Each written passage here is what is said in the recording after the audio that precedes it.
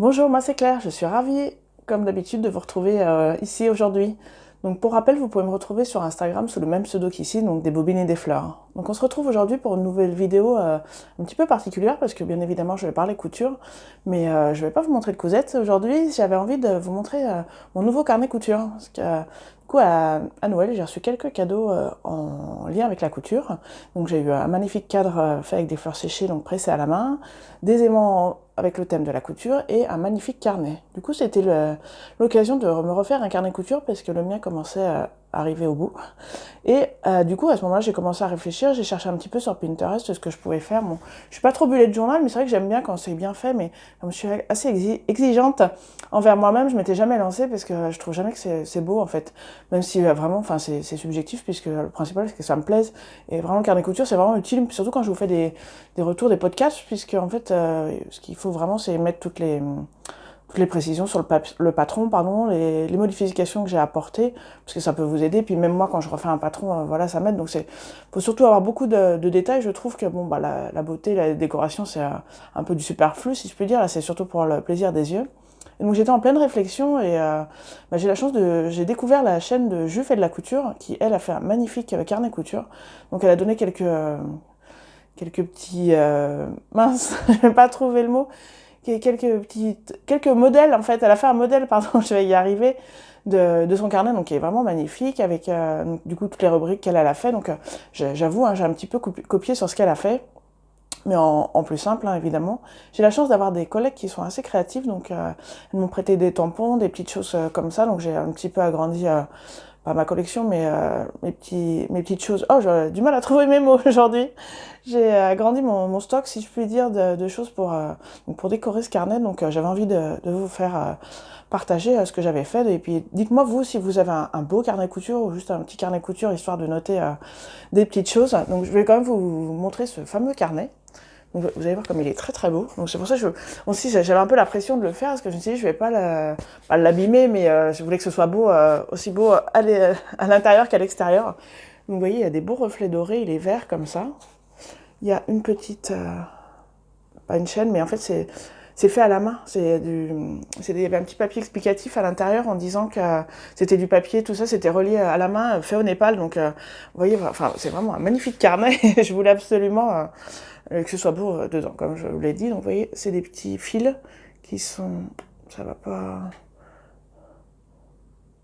des petits fils qui sont noués à la main, du coup, pour faire deux petites cordelettes. Vous avez des petites perles au bout. Hop, à l'intérieur. Vous voyez, c'est magnifique, hein, le papier texturé. Et c'est comme ceci. Donc, comme vous pouvez voir, il n'y a pas de ligne, il n'y a pas de point, donc comme les bullet journal qu'on pourrait acheter dans les magasins. Donc du coup, ça aussi, c'était un grand défi. Bon, bah, j'avoue, hein, j'ai pas écrit très droit, mais c'est pas grave. Moi, voilà, c'est pour moi, hein, même si je vous le montre un petit peu là, mais donc voilà, j'ai décidé donc de faire une belle page de garde. J'ai fait quelques vidéos quand je me filme, donc je sais pas encore est-ce que je les insère maintenant, est-ce que je vous fais des coupures pendant que je parle. Bon, bah, vous découvrirez la vidéo quand je l'aurai montée, je sais pas encore comment je vais faire ça. Donc là, je vous montre.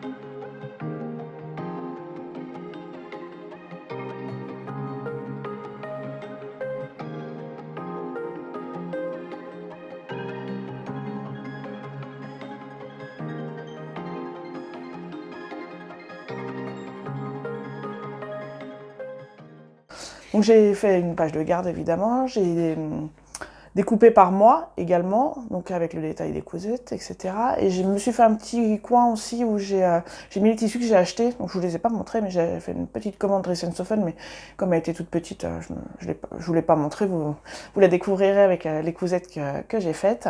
Et du coup, comme ça me permet d'avoir un petit œil sur le stock de tissus que j'ai. Donc ça, je le faisais déjà, mais sur des feuilles volantes, donc je gardais au fur et à mesure, donc je rayais sur mes feuilles ce que j'avais utilisé, évidemment, comme tissu. Comme j'en ai pas beaucoup, je pouvais les retrouver facilement.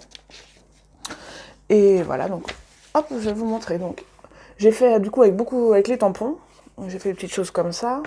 Donc là, je sais pas si vous verrez. Vous voyez, ça fait comme une dent de lion. Bah là, en fait, j'ai voulu que ça se voit, j'ai beaucoup appuyé, mais beaucoup trop. Oui, je débute sur les tampons, c'est vraiment pas quelque chose dont j'ai l'habitude de me servir, mais bon, c'est pas grave, ça reste joli. Je me dis, si vraiment ça me choque, à un moment donné, je pourrais recoller des petites choses dessus. Donc là, j'ai fait la page pour le mois de janvier. Donc j'ai utilisé du masking tape. Donc 99% je pense de ce que j'ai acheté, j'ai trouvé à Action. C'est vrai qu'il y a quand même pas mal de choses intéressantes. Et là, du coup, je fais un récapitulatif des choses que j'ai cousues donc, au mois de janvier. Donc ça, c'est ce que vous avez vu dans mon dernier podcast. Donc les 2 robes Chica, la robe Laura. Ensuite, donc évidemment, j'ai fait une page par cousette.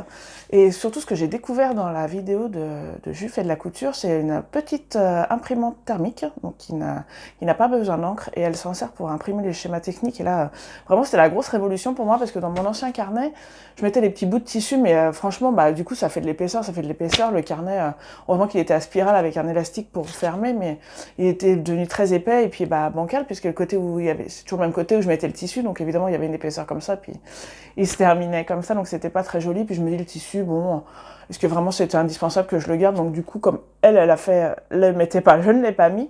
Mais par contre, du coup, j'ai découvert cette petite imprimante thermique, donc j'ai commandé sur AliExpress, qui est arrivée extrêmement rapidement, en 10 jours. Du coup, ça me permet de mettre le schéma technique, parce que moi, je sais pas du tout dessiner, donc d'où l'utilité d'avoir des tampons pour faire des petits dessins. Et là, avec le schéma technique, je trouve qu'on se retrouve vraiment sur le modèle qu'on a cousu. Donc je vous montre à quoi ça ressemble. Donc vous voyez, c'est un petit donc vous mettez ce que vous voulez. Vous pouvez mettre des petites inscriptions, comme j'ai fait là. Hop, donc du coup ça se colle. Hein. J'ai commandé avec, si vous avez ou du rouleau papier, donc comme l'étiquette carte bleue, ou alors du papier autocollant. Ça peut être en couleur aussi, je crois. Peut-être pas les autocollants, mais voilà. Donc moi j'ai pris blanc. Et du coup, voilà, donc je marque. Donc c'est un patron PDF.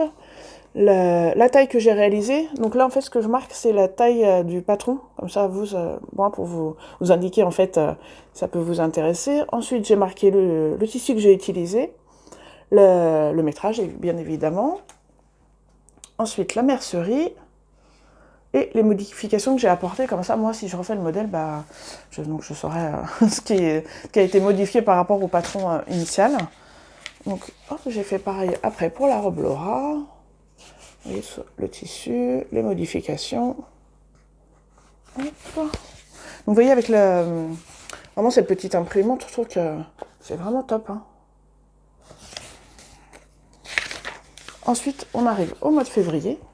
Donc j'ai changé un petit peu de couleur. J'ai essayé de garder quand même toujours les tampons dans les coloris un petit peu vert, orange. Vous voyez que ça aille toujours avec la couverture. Après je me dis peut-être en été je passerai sur du rose. J'ai acheté quand même pas mal de couleurs d'encre. D'encre, oui c'est ça, l'encre pour tampon. Donc je peux jouer sur pas mal de couleurs. Donc là, on retrouve les t-shirts que j'ai cousus pour mon chéri. D'ailleurs, je fais un petit update de la dernière vidéo et évidemment, il était très très content de son cadeau. Ça lui a fait une belle surprise. Et donc là, vous voyez, j'ai mis ma petite commande de chez Dress & Soften. Donc achat tissu, bon, un petit peu de mercerie, mais bon, j'allais pas écrire un placard non plus avec les tampons. Donc j'ai fait une colonne, donc tissu mercerie. Le métrage que j'ai reçu, parce que c'est vrai qu'on a la chance chez Dress & Soften, ils sont souvent assez généreux. Et donc le prix également. Et donc le magasin et le site où j'ai commandé, au cas où je vais reprendre pour retrouver. Et quand du coup j'ai utilisé quelque chose, vous voyez, je le raye. Comme ça, je vois ce qui me reste. Vous voyez, c'était une petite commande. Hop, voilà. Et donc là, on retrouve le t-shirt Hercule. Avec ce que j'ai utilisé, les modifications. En fait, là, j'avais pas de modifications, c'était surtout de la customisation. J'ai fait également donc une page pour mon podcast, comme ça je sais de quoi je vous ai parlé. Donc voilà, c'était le podcast numéro 12, donc toujours avec un petit peu de masking tape pour décorer. Donc voyez, on retrouve les deux robes Chica, donc en sweat et en maille, la robe Laura, les 3 t-shirts. Je sais pas si c'est bien net, ah ça y est. Et du coup, je vous ai parlé des projets que je voulais réaliser. Et voilà. Donc, je ne vous montre pas après, puisque ce sont des cousettes c'était dans les projets, donc je ne vous les ai pas encore ni publiés sur Instagram, ni montrés ici, donc ce sera la surprise pour ma prochaine vidéo. Donc voilà, j'espère que cette petite vidéo un petit peu différente vous a plu. Donc vraiment, dites-moi en commentaire. Vous savez, comme d'habitude, j'adore vous lire, vous répondre. Vraiment, ça me fait toujours plaisir. Si vous avez des petites idées pour m'améliorer dans mon carnet couture, et vous, il est comment alors le vôtre? Dites-moi tout ça. Allez, à bientôt. Des bisous.